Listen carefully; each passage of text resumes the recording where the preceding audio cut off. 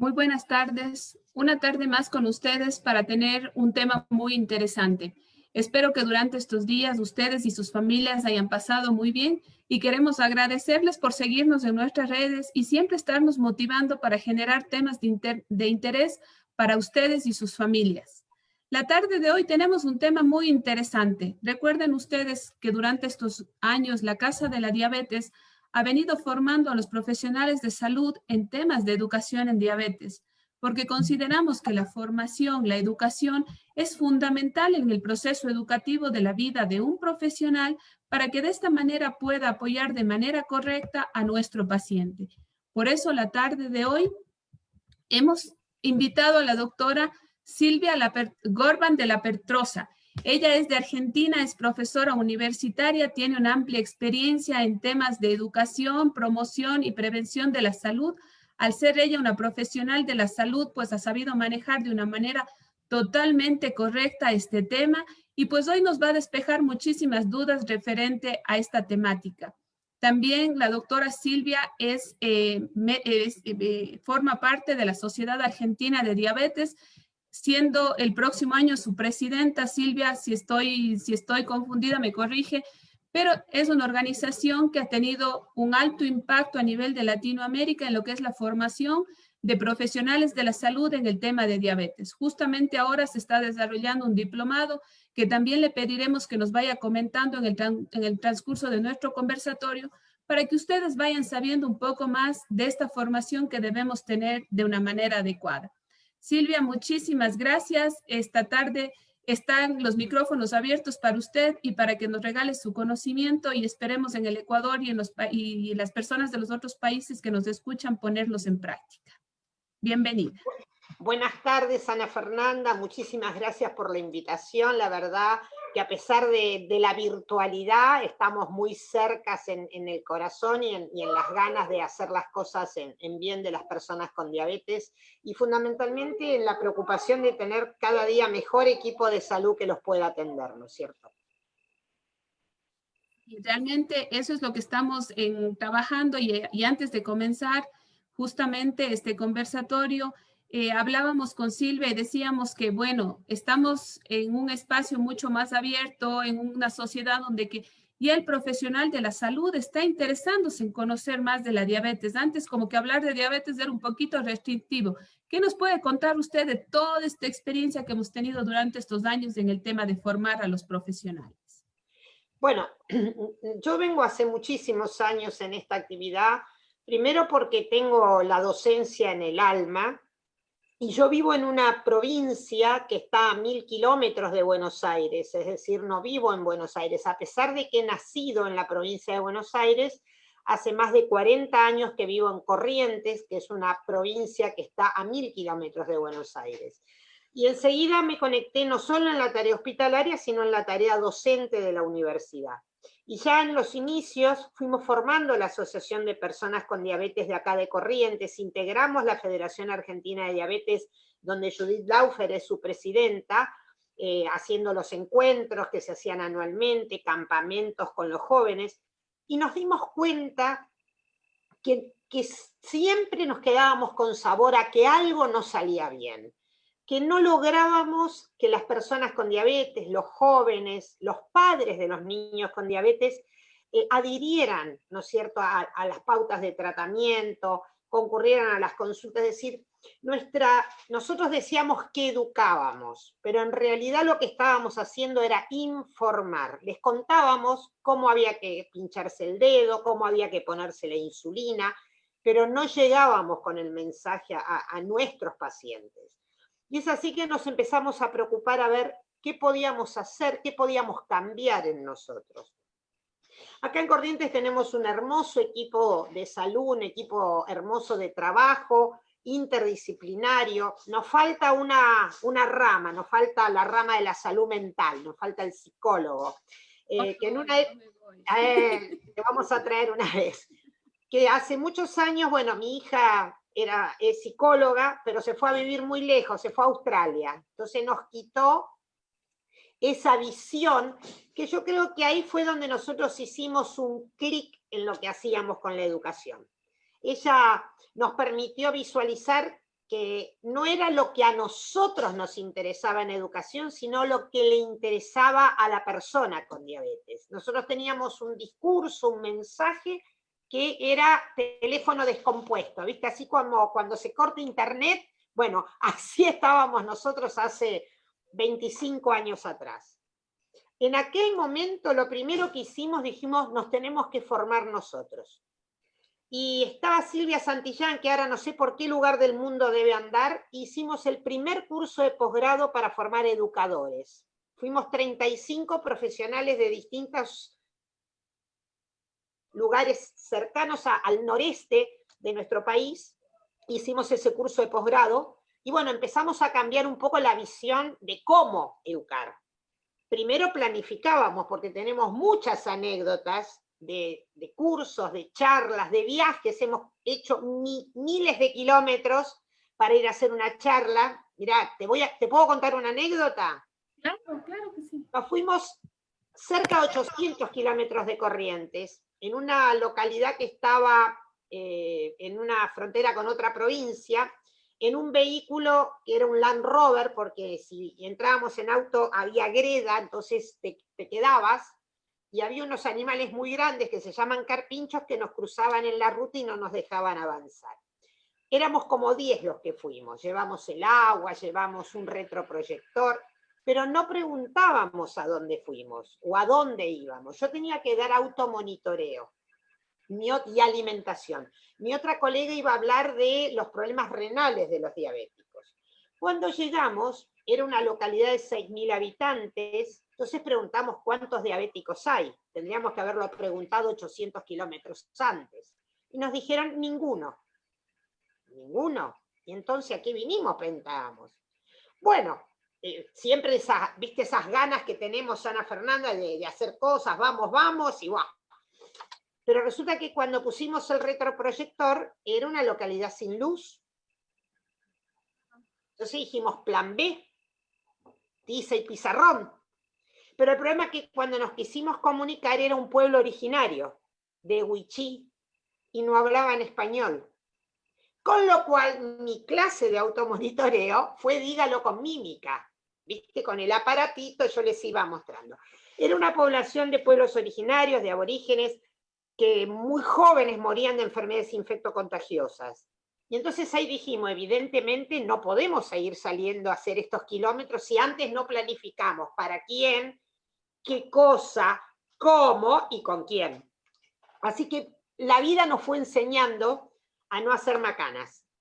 Y bueno, y ahora hace varios años, desde la universidad primero empezamos haciendo cursos de posgrado y ahora, en este año, hemos abierto la diplomatura superior de educadores, que es multidisciplinaria porque están las licenciadas en nutrición, licenciados en enfermería y médicos, hay licenciados en psicología, en kinesiología, y eso, licenciados en podología, eso nos permite otra visión, ¿no es cierto?, en el armado y tratar de decir lo que yo hace 25 años lo tuve que aprender por los errores, por haberme equivocado y a lo mejor haber hecho daño, no por dar un remedio, sino por dar un mensaje que no llegaba.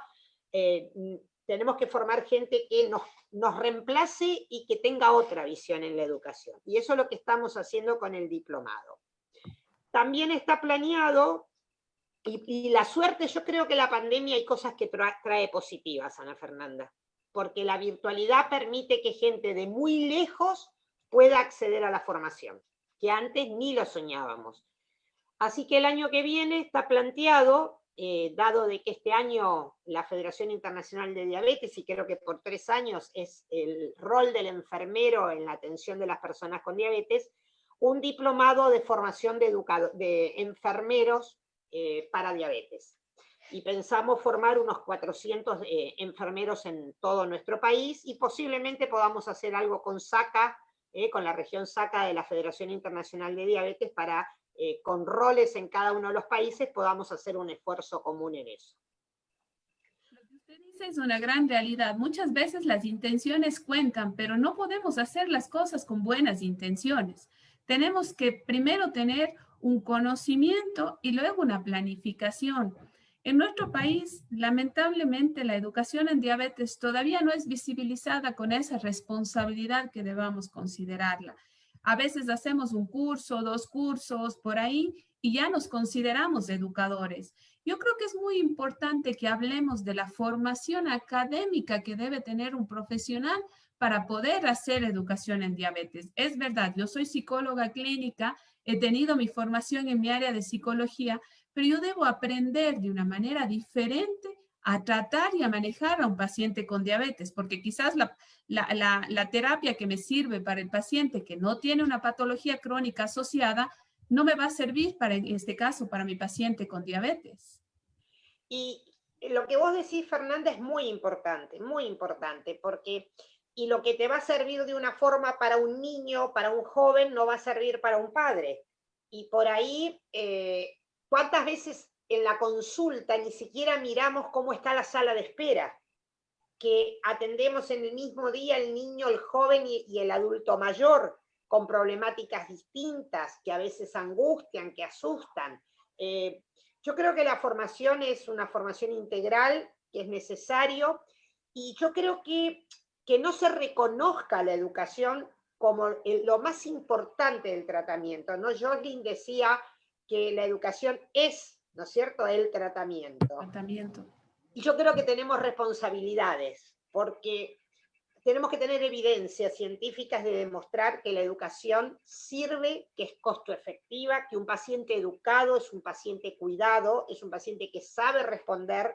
Es decir, ¿cuánto tiempo vive la persona con diabetes con la diabetes? Vive los 365 días del año. Y con nosotros los profesionales, creo que si sacamos la cuenta no llega a ser 24 horas en el año.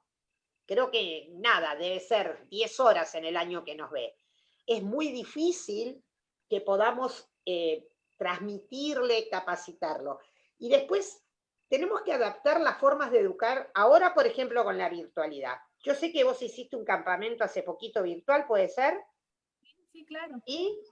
Porque eso es una cosa novedosa, no sé cómo te sentiste, yo estaba esperando a ver si me contabas. Yo creo que estamos en esa duda del campamento. Bueno, realmente, como usted dice, el tema de la virtualidad nos ha abierto muchísimas puertas. Nosotros, cuando comenzó el tema de la pandemia, estuvimos muy tristes porque los niños, los jóvenes esperan con ansias su campamento, sobre todo con el grupo de pacientes que nosotros trabajamos, que algunos de ellos su situación económica es muy precaria y que esperan este espacio para salir de sus hogares, de sus provincias y compartir y además de eso aprender. Entonces, bueno, decidimos armar un campamento virtual manejando un poco el esquema de nuestro campamento presencial, le comento. Armamos un cronograma de actividades, armamos los equipos de trabajo, capacitamos a los monitores, ¿sí? Mantuvimos un esquema muy similar al presencial. Entonces había un grupo de siete personas con diabetes, más dos monitores, ¿no es cierto? Un monitor con diabetes y un monitor que es un estudiante del último año de medicina, y armamos estos grupos de trabajo. Una vez que los tuvimos armados, pues el equipo trabajó en la formación de los monitores y a su vez los monitores hicieron grupos de WhatsApp con sus campistas que llamamos. Durante 3 semanas trabajamos actividades con los niños, con los monitores, con sus padres, con su familia y nos reuníamos una vez por semana por 2 horas en un espacio en conjunto para que ellos reciban educación, para dar refuerzo de conocimientos y todo esto. Les enviamos un kit donde que hicimos una agenda, ¿no es cierto?, donde que estaba todo el orden del campamento.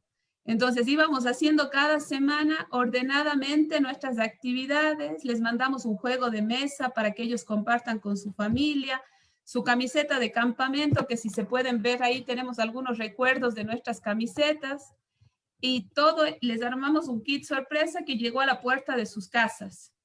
Entonces esto realmente fue muy gratificante, los guaguas se sintieron acogidos, acompañados, sintieron que no les hemos dejado, que su campamento estuvo ahí, que ellos podían compartir, ver a sus amigos, se emocionaban viendo en la pantalla al Andrés, al Cristian, a la Dani, a la Vale, o sea, eran emocionados porque, o sea, estaban vivos, estaban bien, se sentían Bueno, acogidos. yo creo que una virtud del educador es esto, es emocionar, ¿no?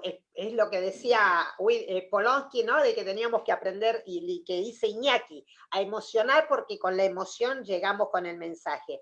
Y esto de que no se sientan solos, nosotros eso también tenemos que aprender, que eh, esto no es solo biológico, no es que me sube el azúcar o me baja el azúcar, es cómo me siento hoy, cuál es mi relación con la familia. Bueno, es una visión distinta. Y yo creo además, en mi formación, nosotros tenemos una gran suerte acá en mi provincia, en nuestra zona, que es nuestra Facultad de Medicina. Su decano, el doctor Omar La Rosa, está muy comprometido con lo que es la formación de posgrado, además de la de grado, pero la de posgrado. Y a mí me gustaría, la verdad que es un sueño, un proyecto que tengo, que es incorporar el tema de educación en el grado. Yo creo que tendría que ser una asignatura, por ahí una asignatura libre, donde nuestros estudiantes de las carreras de ciencias de la salud, no solo de medicina, cursen un módulo de educación terapéutica para enfermedades crónicas. Salimos de la Facultad de Medicina sin saber esto. Nunca nos enseñaron. A veces el doctor Gagliardino pregunta, ¿cuántas horas de nuestra currícula, en nuestra formación, vemos diabetes? Y él me dice 12 horas. Nosotros creemos que menos acá. Yo el otro día vi un teórico de 2 horas. Y creo que después en el último año por ahí ven 2 horas más. Entonces, no salen con el conocimiento y a veces dicen, bueno, es más importante capaz la neumonía, todo, pero resulta, mirá lo que está pasando con la pandemia. ¿A quién le va peor? Le va peor a los obesos y les va peor a las personas con diabetes. Entonces, tenemos que tener formación en diabetes, es muy importante. Importantísimo la formación, y la formación tiene una integración, y la integración es que debe ser ordenada. Debemos conocer el contexto general de la formación, porque muchas de las veces por afinidad los profesionales nos enfocamos o nos vamos un poco más a cada una de nuestras áreas, ¿no es cierto? En mi caso, siempre, a pesar de que yo he tratado de tener el control, siempre mi enfoque ha sido mucho más a la parte emocional, y es normal, es parte de mi formación principal, Claro. el área de psicología. Pero esto no quiere decir que yo no deba conocer de la parte clínica, de la fisiopatología, que deba conocer inclusive de medicamentos, de insulinas, para poder tener esa visión más amplia y poder de pronto asesorar al paciente en algunos espacios, porque no vamos a interferir en los campos que no nos corresponde, eso hay que ser muy claros, pero sí podemos asesorar para que el paciente tenga esa confianza, esa posibilidad de ir al médico especialista, al nutricionista, ¿no es cierto?, con esa visión. Silvia, es justamente estos los parámetros que debemos tener dentro de la academia, y es lo que ustedes han manejado, ¿no es cierto? Ese conocimiento ampliado para poder hacer que el profesional tenga esa empatía con la educación en diabetes. Claro, porque cuando vos tenés un equipo, a veces la persona con diabetes, el familiar, hace mejor relación con uno u otro del equipo. Y tiene que tener ese conocimiento, porque si le pregunta al enfermero si puede comer pan, y el enfermero, no, yo no sé, y era con el que tenía la comunicación, no está bien. Yo creo que todos tenemos que aprender un lenguaje común. Y también, mira, eso me acuerdo una vez que mi hija me lo dijo en un campamento, porque me hicieron una pregunta que me pusieron entre la espada y la pared, ¿no? Y me dijo, podés decir que no sabés. Es humano que digamos que no sabemos, porque a veces somos muy omnipotentes, ¿no? Todos lo sabemos y todos lo tenemos que contestar. Y a veces hay que decir, no lo sé. Y yo creo que tenemos que hacer esfuerzos. A mí esto del grado creo que tendría que ser algo que lo discutamos en la academia, ¿no es cierto?, que lo podamos incorporar. Y esta formación humanista, ¿no es cierto?, entender el contexto en el que se maneja. Yo acabo de presentar mi tesis doctoral y el tema es calidad de vida y calidad de atención en las personas con diabetes 1. Y he validado un cuestionario que se llama Apgar familiar, que es ver qué familia tiene nuestro paciente, para ver si es ayuda en el momento de la crisis, si es realmente un recurso facilitador o es una barrera que hace de que esa persona no adhiera bien al tratamiento. Y realmente uno se encuentra con cosas que nunca la habíamos pensado en nuestra relación con el paciente. Y a mí me llamó la atención, hay más de un 40% de familias que tienen disfunción familiar y que por lo tanto no lo ayudan a esa persona a poder convivir toda su vida con un cambio en la vida. Es decir, no es que se le terminó el mundo, pero tiene que aprender a comer distinto, tiene que hacer una actividad física distinta, tiene que medirse, colocarse insulina, y eso tiene que tener una familia que lo contenga. Y muchas veces nosotros en nuestra consulta eso no lo visualizábamos. Yo creo que esa formación integral es fundamental. Básico. Bueno, vamos a agradecer los mensajes que nos están enviando, que está genial, que nos felicitan. Saludos desde Argentina, desde Costa Rica, por supuesto desde varias provincias del Ecuador. Muchas gracias por seguirnos. Sabemos que siempre ustedes están interesados en conocer más sobre estos temas. Silvia, volviendo al tema de la formación integral, como usted decía, la multidisciplinariedad en el manejo de la diabetes es lo más importante que podemos tener. Y a veces esa visión el paciente no la tiene. Y muchas de las personas que nos ven esta tarde son pacientes o son familiares de personas con diabetes. A veces, muchas de las veces nos renegamos cuando nos dicen, tiene que ver el endocrinólogo, pero también tiene que ir a la nutrición. Pero, doctor, usted mismo puede decirme, dígame usted mismo. Esas frases son muy comunes en el tema del paciente o de la familia, porque no tenemos esa concepción clara de la multidisciplinaridad en el manejo de la diabetes. Yo coincido con vos porque no solo es el nutricionista, es el podólogo el que me va a mirar los pies, que me va a ayudar a que mis uñas estén cortadas recta y no tenga una lesión en el pie. Es el kinesiólogo que hace fisiatría, así que me enseña a hacer los ejercicios. ¿Ves? Otra formación que hicimos en la academia hace unos años fue un posgrado de actividades físicas adaptadas. Y tuvimos muchos profesores, muchos kinesiólogos y muchos agentes promotores de salud. Y el curso se aprobaba con un proyecto. Tenían que elaborar un proyecto para aplicar. Y es un recurso humano que hay que formar, Ana Fernanda. Los profes de educación física en las escuelas, a veces los centros de salud no tienen profesor de educación física porque no participan del sector sanitario, pero sí tienen el kinesiólogo, y el kinesiólogo formado en esto, en hacer actividades físicas adaptadas, porque no es lo mismo decirle a una persona obesa que haga actividad física que a un niño, que a un adolescente. Así que yo le puedo prescribir la actividad física, le digo, salga a caminar 1 hora por día, y hace calor, la calle es empinada, está rota, le duele la rodilla. No, tiene que haber una persona que le prescriba la actividad física, que le enseñe los movimientos y que lo cuide para que no se lastime. Entonces, esa visión integral es muy importante. El odontólogo es importante. A veces tenemos la diabetes descompensada y resulta que tenemos un foco infeccioso en la boca. ¿No es cierto? Es decir, todos tenemos que poner un poquitito cada una de nuestras cosas. ¿Y cuántas veces tenemos que pedirle al psicólogo que intervenga? Sobre todo en nuestros jóvenes, en nuestros adolescentes, ¿no es cierto? Que encima que a veces tienen esa etapa en que pelean con los padres, ¿no es cierto? Porque adolecen, si encima, ¿no es cierto?, tienen la diabetes, parece como que dice, todo lo malo me tocó a mí. Bueno, no es todo lo malo. Tengo insulina, todos los días estamos viendo el avance, ¿no es cierto?, de nuevos insumos, de nuevas tecnologías, y entonces no es que el mundo se terminó. Hay otras cosas que son mucho más serias, pero bueno, es muy fácil decirlo, y otra cosa es ponerse en los zapatos de aquel que todos los días se tiene que inyectar y pincharse el dedo, ¿no? Y esto es muy importante. Nosotros, no sé cómo sea en Argentina, pero por ejemplo aquí nosotros en nuestra población adulta mayor, tenemos mucho el tema de la diabetes emocional. Nuestros adultos dicen tener diabetes emocional, que cuando las familiares se portan bien, cuando no les hacen tener iras, la diabetes se controla o en algunos casos erróneamente dicen que se desaparece. Pero muchas de las veces esta es una manera de manipular de nuestros pacientes diciendo que existe una diabetes emocional. Entonces, ¿qué es lo que pasa? Tal vez ese mensaje, esa forma de mencionarle a la diabetes, también se la puede encontrar en Argentina, también es común.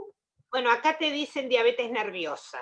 Y yo le digo, por las características que tiene nuestro país, que en vez de que el 10% o el 12% de los argentinos tengan diabetes, tendríamos en vez de 3 millones, 43 millones de diabéticos en la Argentina, si fuera una diabetes nerviosa, porque acá pasamos todas. Yo digo siempre, bueno, tengo una característica de decir que la sabemos atar con alambre los argentinos, porque nos hundimos y volvemos a resurgir. Pero eso de la diabetes nerviosa, que por ahí se puede subir un poco el valor, que se descompensa, pero no es la causa de la diabetes. Y el problema, Fernanda, como enfermedad crónica, es que no duele. Y parece que las enfermedades que existen son las que duelen. Y yo siempre les digo, no duele hasta que no se complica. Cuando se complica, ya ahí complicamos las cosas y ya el dolor y todas las cosas y no hay forma de volver atrás. Cuando no estoy bien controlado, puedo tomar de vuelta la senda, volver a la senda correcta, controlarme y vivir una vida plena y sin complicaciones. Para eso está la prevención y es justamente la educación el pilar fundamental para que el paciente no tenga que llegar a ese dolor, no deba llegar a esa complicación. Usted puede vivir con diabetes perfectamente sin necesidad de un dolor, pero haciendo las cosas bien. Las recomendaciones son genéricas, Silvia, pero ¿qué debemos hacer? ¿Qué les debemos recordar a las personas que nos están viendo para el control y cuidado de su diabetes? Nosotros siempre estamos insistiendo, pero es importante que una experta como usted nos diga qué debemos hacer. Yo creo lo primero, a ver, el que sabe que tiene diabetes tiene que concurrir regularmente a su control, tiene que hacerse su laboratorio de sus grasas, de su perfil lipídico, su colesterol, sus triglicéridos, una vez por año, mirar cómo está su riñón una vez por año y su fondo de ojo una vez por año, cuidarse los pies todos los días, el lavado con agua, con jabón, con las uñas cortadas rectas, no caminar descalzo, tener una alimentación saludable, y eso no quiere decir comer caro. Hay que buscar la verdura de estación, las carnes de cualquier animal sirven, la forma es como las preparemos, usar las legumbres, ahí no sé los nombres por ahí, los porotos o las lentejas, usar frutas con cáscaras que tengan fibras y hacer alguna actividad, ya sea caminar, nadar, bailar. Cuando voy a barrer con mi escoba ya me pongo música y entonces hacemos un poco de movimiento. Y sobre todo el tema manejar el estrés, esa angustia, vivir alegremente para evitar este tipo de cosas. Lo que me preocupa, Fernanda, es la gran cantidad de personas que no saben que tienen diabetes. Y ahí vos hablabas de la prevención. La prevención de la diabetes empieza en la panza de nuestra mamá, en el útero materno. Porque si mi mamá está gorda, si mi mamá hace diabetes del embarazo, si mi mamá se alimenta con comida chatarra, me va a ir formando a mí dentro de ese útero para que yo durante 3 generaciones pueda tener la carga hereditaria de la diabetes, de la obesidad y de la enfermedad cardiovascular. Entonces yo ya en la panza de mi mamá tengo que empezar a cuidarme de hacer una vida sana. Y el tema es la diabetes del embarazo. No es un poquitito de azúcar, es como si fuera un poquitito de embarazo. O tenés o no tenés. Y los valores en el embarazo son distintos que en la población general. En población general es 126 en ayunas, en la mamá es 100 para Argentina, no sé con cuáles son los criterios que se manejan en Ecuador, pero por lo general en Latinoamérica es 100 en ayunas. Entonces, ¿qué pasa con esa población que no sabe? Que casi es la misma cantidad de personas que tienen diabetes la que tiene riesgo de tener diabetes. Si tiene obesidad, si tiene presión alta, si tienen los triglicéridos altos, si tienen familiares con diabetes, si han tenido hijos de 4 kilos o más, tienen que determinarse su glucemia, tienen que ir y medirse su azúcar en sangre, pedirle al profesional que le haga una determinación. Ustedes salen a hacer campañas, así, bueno, ahora con la pandemia nada, pero antes hacían campañas de detección de glucemia en actividades. Sí, sí, hemos trabajado mucho en lo que es relación con la comunidad de manera directa, en espacios abiertos, en espacios cerrados. Inclusive teníamos un proyecto muy interesante que era la diabetes va al trabajo, porque recordemos que en las fábricas, en las industrias, las personas de una u otra manera son cautivas por sus horarios, por su necesidad laboral y no salen, no piden permiso para el médico, no tienen un buen control o se hacen un control dentro de sus empresas, pero hacíamos campañas de detección de diabetes en las empresas también. Claro, lamentablemente por estos meses todas estas cosas se han suspendido, pero lo que debemos conocer es justamente este tema, ¿no es cierto? Nosotros no hemos trabajado todavía un tema específico de diabetes gestacional en nuestras conversaciones de los jueves, pero es muy importante, Silvia, que nos comente su experiencia con su proyecto, porque ustedes tuvieron un proyecto muy interesante en el cual inclusive quedaron resultados que nos deben llamar la atención y que también debemos compartir con la comunidad. Claro, el proyecto es un proyecto con la World Diabetes Foundation de Dinamarca y el centro CENEXA de La Plata con el doctor Gagliardino, y abarcó 9 maternidades de nuestro país con 2.400 mujeres. Lo que se hizo, se elaboró un libro, te lo voy a mandar después, Fernanda, para que lo compartas, está en la web de la facultad, pero yo te lo voy a enviar a vos para que lo compartas, para las mamás. Entonces la madre, hicimos un circuito de detección y diagnóstico, esa mamá diagnosticada venía al consultorio de alto riesgo, que era un consultorio conjunto entre el obstetra, el diabetólogo, la nutricionista, el enfermero educador, se le entregaba el aparatito y las tiras, y se la iba citando con su plan alimentario, y después las incorporábamos en talleres educativos, que no solo tenía incorporado cómo alimentarse, por qué tenían diabetes, qué actividades físicas podía hacer la mamá embarazada, sino cómo prevenir el desarrollo a diabetes 2, porque hay trabajos que dicen que el 50% de las mujeres que hacen diabetes en el embarazo, a los 5 años hacen diabetes clínica. Y después tenemos, estamos acá, viste, en la familia, casa familiar, esto, así que los nietos... Esto es parte del en vivo, no se preocupe usted. Y después de ese taller se daba también lactancia materna, se daba también anticoncepción, porque cómo se cuida esa mamá una vez que tiene su bebé, se daba programación del parto, es decir, la mamá tenía derecho a decidir, porque tener diabetes no quiere decir que vayan a cesárea, promovemos la lactancia materna, así como promovemos el parto natural, el parto en la institución, pero por vía baja, no instrumental. Y entonces eso después a las 6 semanas se las volvía a citar para reclasificarlas, a ver cómo habían quedado. Ese proyecto terminó a principios de este año, pero como no sabemos quedarnos quietos, ya empezamos otro proyecto con la World Diabetes Foundation. Esta vez es un proyecto más grande porque se va a hacer una intervención en 3 provincias argentinas, Misiones, San Juan y Salta, y después se va a capacitar las otras 17 provincias, y la idea es buscar en la población general las personas con riesgo de hacer diabetes. Se va a ir al centro de salud, se le va a hacer el laboratorio a ver si tienen o no tienen diabetes, y si tienen ya quedan como registradas y van a tener una visita anual al oculista y al cardiólogo, además de la atención del médico del centro de atención primaria, y lo mismo se va a buscar las embarazadas de riesgo. Se hace el diagnóstico de diabetes gestacional y se las deriva a las maternidades de alto riesgo, y una vez que tienen su bebé, vuelven al centro de atención primaria para hacer cambios de estilo de vida para prevenir diabetes 2. Es decir, es un proyecto grande, otra vez a 3 o 4 años, que creo que va a ser muy, muy productivo, porque todas estas cosas nos van enseñando, porque ahí otra vez vamos a tener que capacitar equipos de salud en distintos lugares. Estábamos preocupados por este tema de la pandemia, pero bueno, la capacitación será en forma virtual.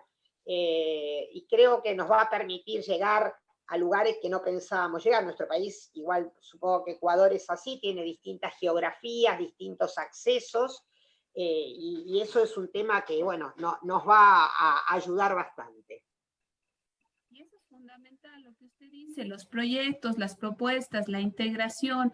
Muchas de las veces las ONGs, las sociedades, debemos unirnos de manera estratégica con los gobiernos, con las ONGs mundiales, que son a veces las que tienen los recursos que nos hacen falta a los países de Latinoamérica, Así es. para poder sacar adelante estas propuestas y, como usted decía a un inicio, poder presentar, o sea, poder investigar y poder dar resultados y poder con esos resultados poder exigir un poco más. Inclusive esto nos va a ayudar a que al sustento para que nuestros gobiernos decidan apoyar más o tomar un poco más el control en este caso de la diabetes. Sabemos que el 8.4% de la población en Latinoamérica tiene diabetes. Creo que nos hace mucha falta el trabajo que ustedes han hecho y que otros países y que nosotros también estamos intentando hacerlo, quizás a pasos más chiquitos, pero estamos en ese caminar, en ese inicio de caminar para poder demostrar que tenemos la patología y que podemos hacer bien las cosas para poderla controlar.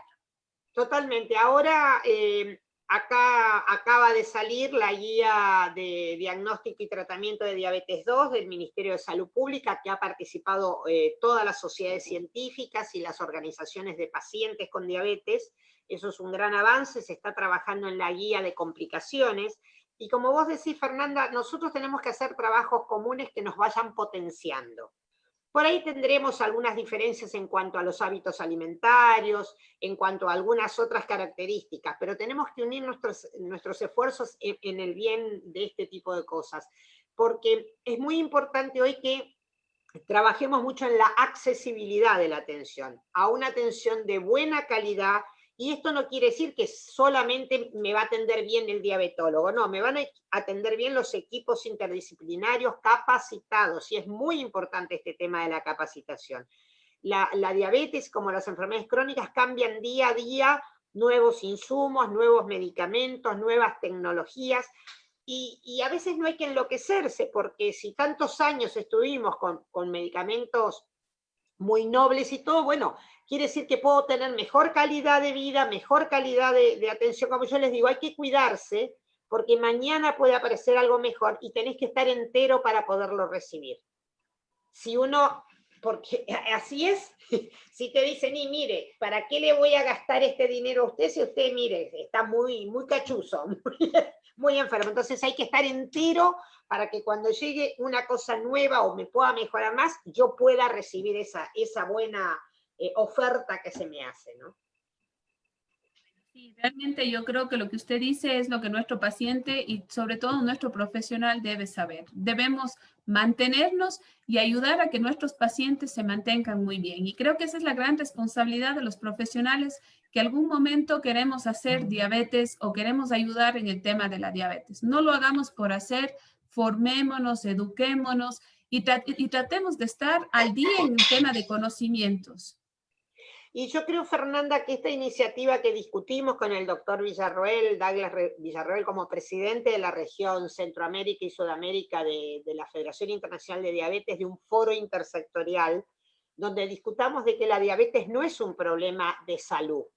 Diabetes es un problema intersectorial, es un problema de economía, es un problema de la academia, es un problema de la industria alimentaria, de la industria farmacéutica. Es decir, todos tenemos que sentarnos en una mesa e ir viendo qué es lo mejor para unir esfuerzos, esto que vos decías. Si cada uno tiramos para un lado, al único que estamos perjudicando es a la persona con diabetes, ¿no es cierto?, y a su familia. Así que, bueno, esta iniciativa, que espero que el año que viene podamos plasmar, ¿no es cierto?, de todos los países, porque queremos que estén sentados los gobiernos con sus distintos ministerios, están discutiendo si el etiquetado frontal de los alimentos, si sí o si no. Bueno, ¿quién tiene más peso, la salud de la población o la industria que quiere sacar un rédito en eso? Si tengo espacios libres para poder hacer actividad física, si los parques están adecuados, si en la escuela voy a dar más actividad física, si los kioscos de las escuelas van a ser kioscos saludables cuando volvamos. Es decir, todos tenemos que discutir para mejorar la calidad de vida, es decir, hacer más saludable el medio ambiente. El medio ambiente también tiene que ver qué estamos haciendo, ¿no es cierto?, con los contaminantes del ambiente.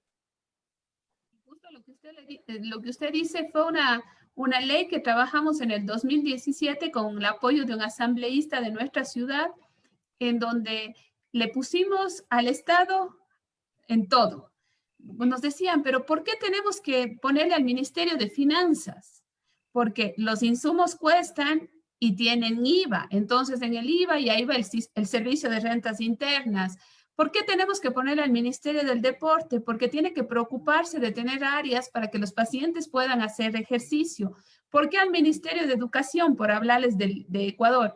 Porque tenemos que educar, a más de educar al profesional, tenemos que educar a los profesores de nuestros niños, a los profesores de nuestros adolescentes, a los compañeros que están con ellos.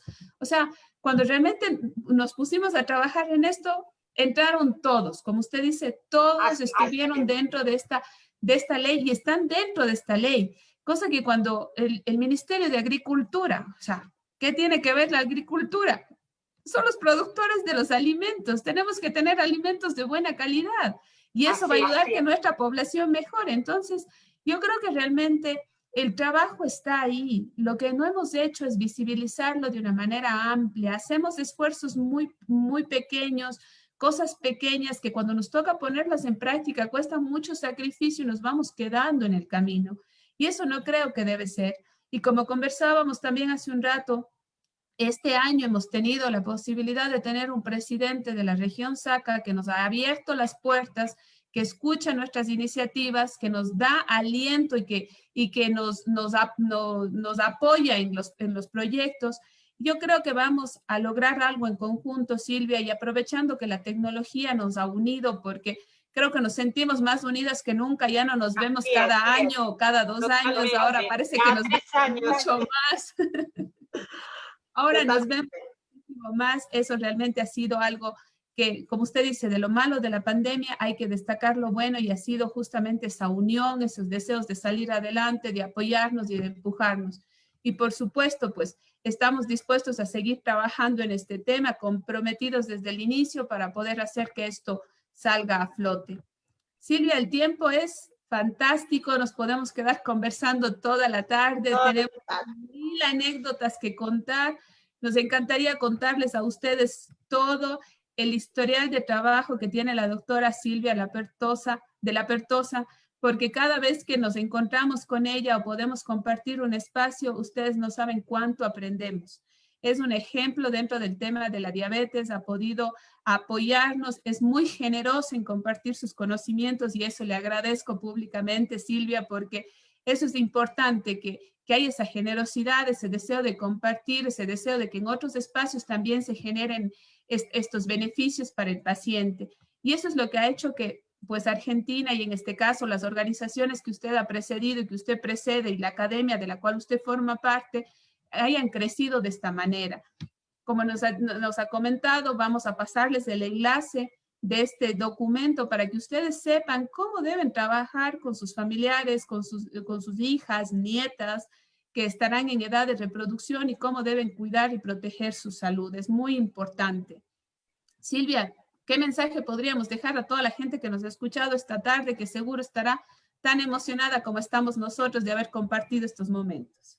Bueno, la verdad, Ana Fernanda, te agradezco este espacio y como vos dijiste, creo que tenemos un largo camino por recorrer, pero hoy tenemos puertas abiertas, creo que hemos estrechado lazos entre todos los países latinoamericanos, que sabemos que son situaciones difíciles en cada país, pero que los hemos ido superando. Y estar a disposición, ¿no es cierto?, de ir incorporando nuevos conocimientos, nuevos saberes, y la verdad que estoy muy, muy contenta de poder compartir este espacio con vos y creo que es como les digo, hay que cuidarse, estar cada día mejor porque vamos apareciendo día a día cosas nuevas que nos pueden favorecer en nuestra mejor calidad de vida. Muchas gracias a usted y a todos quienes nos acompañaron. Saludos, gracias por sus mensajes. Estaremos atentos. No dejen de escribirnos, por favor. Siempre síganos pidiendo temas que sean importantes para ustedes, para su control y su cuidado. Recuerden también que el Centro Médico de la Casa de la Diabetes ya abrió sus puertas. Estamos para atenderles en todos los espacios del tratamiento que justo la tarde de hoy la doctora Silvia nos ha dado a conocer. toda la integralidad, la multidisciplinariedad que el paciente necesita para tener un óptimo control de su diabetes, ahora ustedes ya lo tienen en Cuenca, en el Centro Médico de la Casa de la Diabetes. No dejen de visitar nuestras redes sociales y seguirse educando y también enterando de las cosas que hacemos para el beneficio de la comunidad y de la formación que brindamos a ustedes como profesionales y a ustedes como pacientes también. Recuerden que también hay formación para ustedes. Una buena tarde y muchísimas gracias. Gracias, Ana Fernanda. Nos vemos pronto.